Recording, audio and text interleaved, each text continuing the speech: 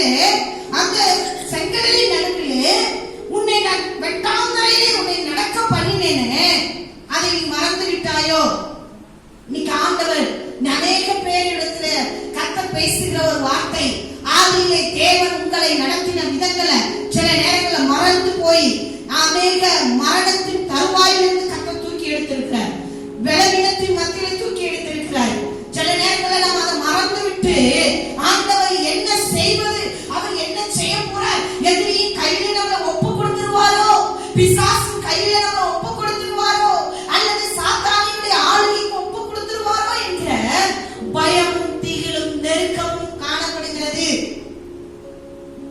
ஆண்டவர் சொல்கிறார், இஸ்ரவேல்கிட்ட ஆறுகளை கடக்கும் பொழுது, தண்ணீர்களை கடக்கும் போது, தண்ணீர் என்று சொல்லும் பொழுது எடுத்து வாசிக்கல யாத்ராகம புஸ்தகம் 14ஆம் அதிகாரம். இரவை வெளிச்சமாக்குகிறவர், உன் இரவு வெளிச்சமாக்கப்படும்.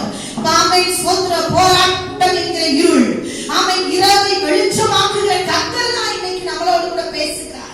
இஸ்ரவேல் ஜனங்களுக்காக, தம்முடைய ஜனத்திற்காக ஒரு பெரிய செங்கடலை ரெண்டாக பிரிக்கிறார் அப்படின்னு சொன்னா யோசித்து பாருங்க. தம்முடைய ஜனங்கள்